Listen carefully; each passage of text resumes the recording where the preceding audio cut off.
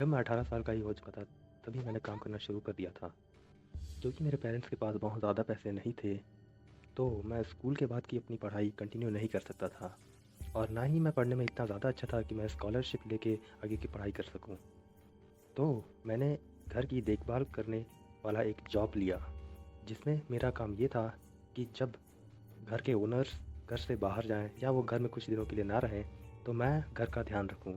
मैंने इससे पहले भी बहुत जगह पे काम कर कर रखा है, मैंने बहुत घर संभाले हैं, पर ये घर मेरी लाइफ का सबसे खतरनाक घर होने वाला है।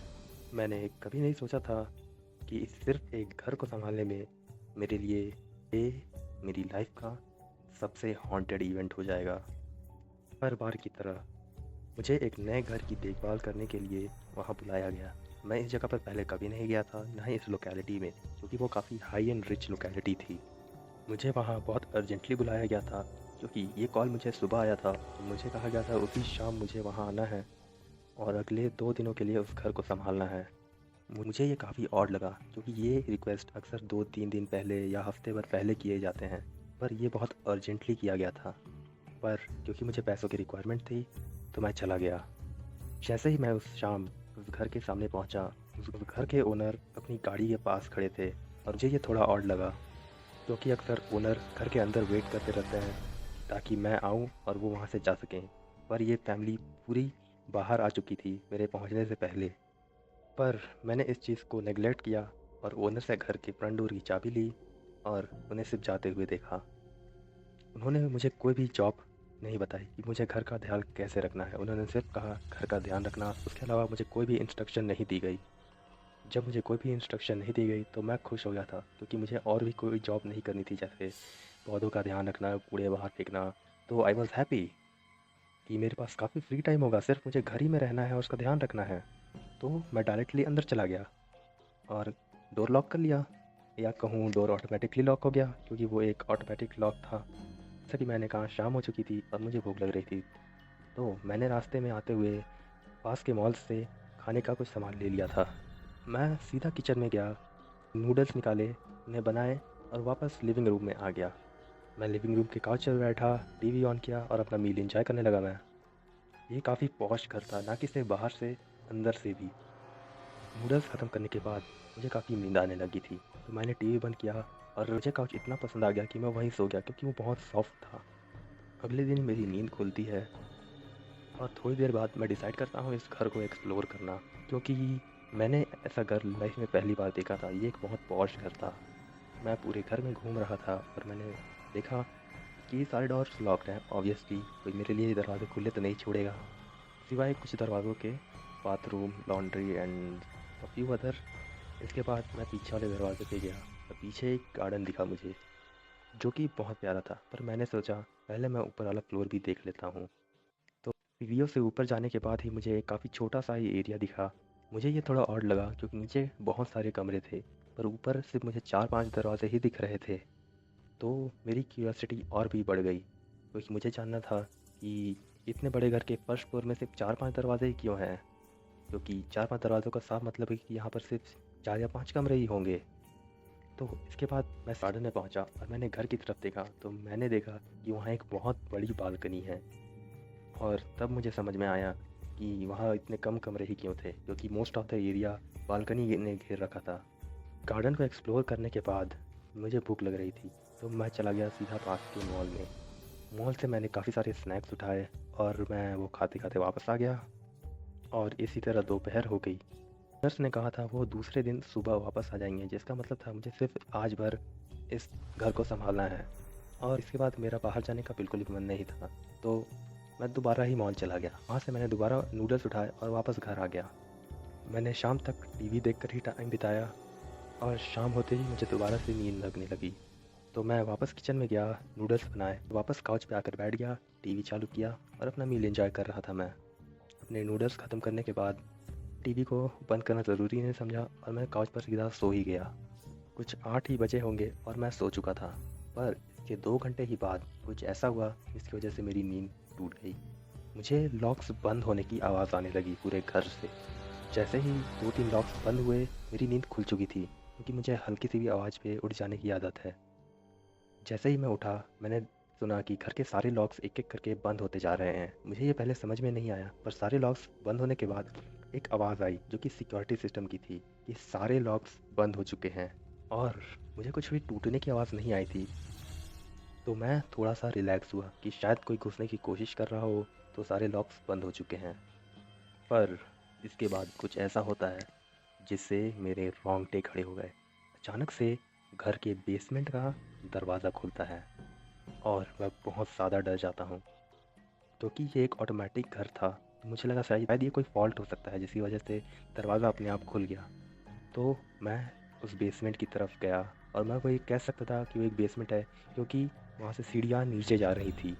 मैंने एक बारी खुद को इंश्योर करने के लिए बेसमेंट की सारी लाइटें जलाई और मैंने जो वहाँ पर देखा, मेरे रोंगटे खड़े हो गए। वहाँ पर एक भेड़िया बंधा हुआ था। A freaking wolf was tied up there. मैंने जल्दी से वो दरवाज़ा वापस बंद करने की कोशिश की, पर लॉक्स ऑटोमैटिकली खुल जा रहे थे। मुझे ऑन द स्पॉट कुछ भी समझ नहीं आया सिवाय बाहर भागने के। मैं जल्दी से जल्दी मेन गेट की तरफ भागा, बट सरप्राइज़िंगली वो भी लॉक्ड था। मैंने तुरंत अपनी चाबी इस्तेमाल की और गेट नहीं खुला।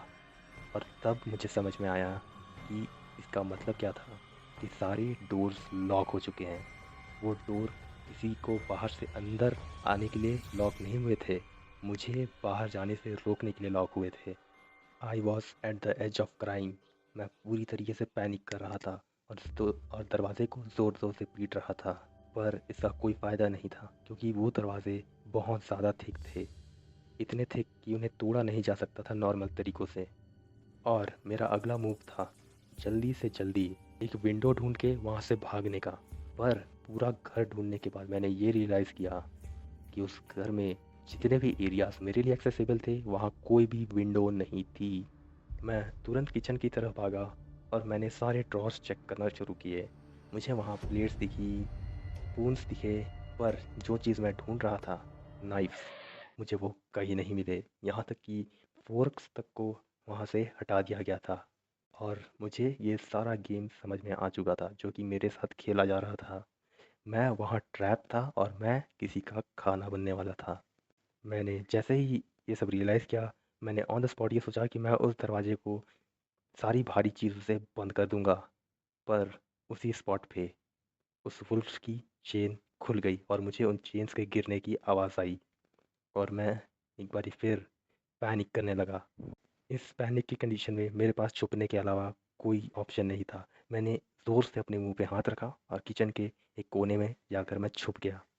पर मेरी किस्मत ख़राब थी। वो एक ओपन किचन था जहाँ पर से लिविंग रूम खुला दिखाई देता था और बेसमेंट का दरवाज़ा जस्ट लिविंग रूम के सामने तरफ था, जिसका मतलब है वो मुझे क्लियरली देख सकता था। पर अब मेरे पास भागने के लिए जगह नहीं बचा था।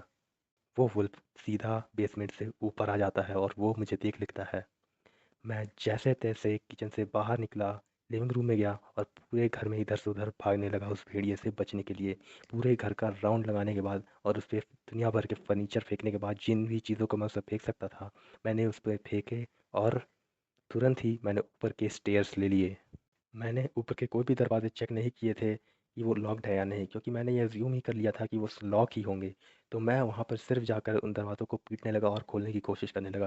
पर जैसा कि उन लोगों ने प्लान किया था, it was all locked up and I was trapped.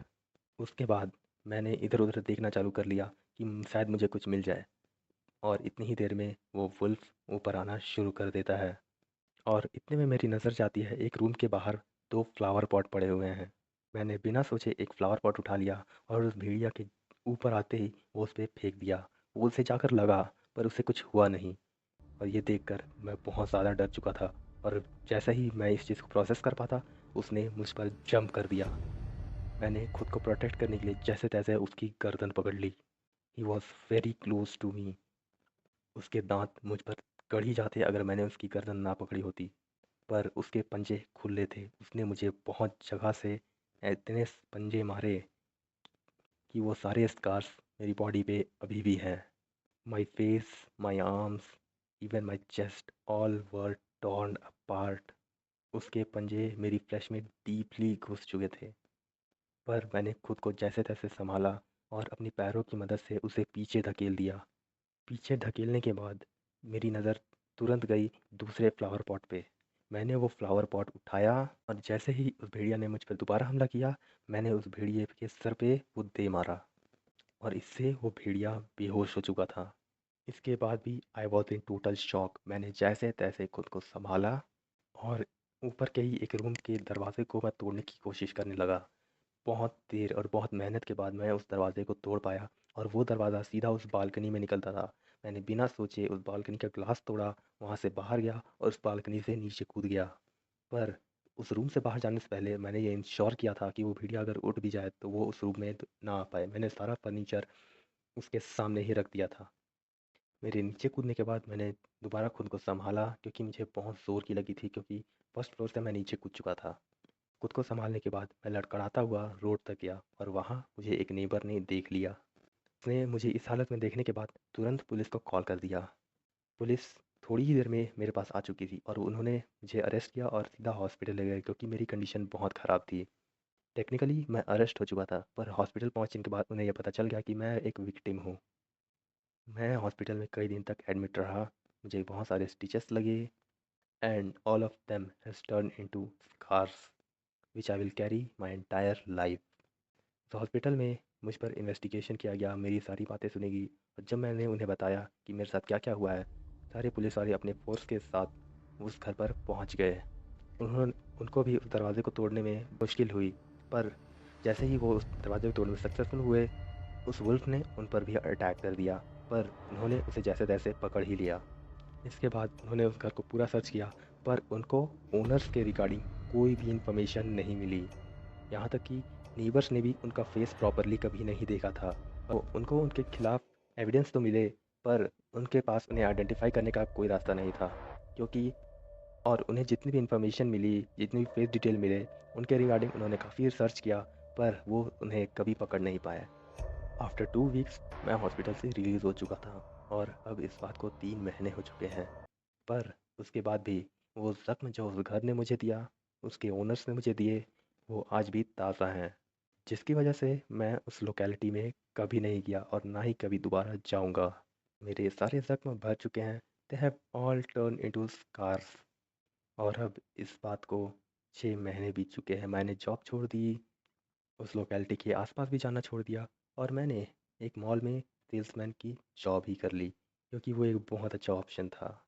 मैं अपनी जॉब के लिए जा रहा हूँ, जो कि मेरे अपार्टमेंट से बहुत ज़्यादा दूर नहीं है। सिर्फ 4-5 स्ट्रीट पार करने के बाद वो मॉल आ जाता है। I am on my way to go there. अगली स्ट्रीट पार करने के बाद मेरा मॉल आ जाएगा जहाँ पर मुझे काम करना है। I was happy that I have get a job like this.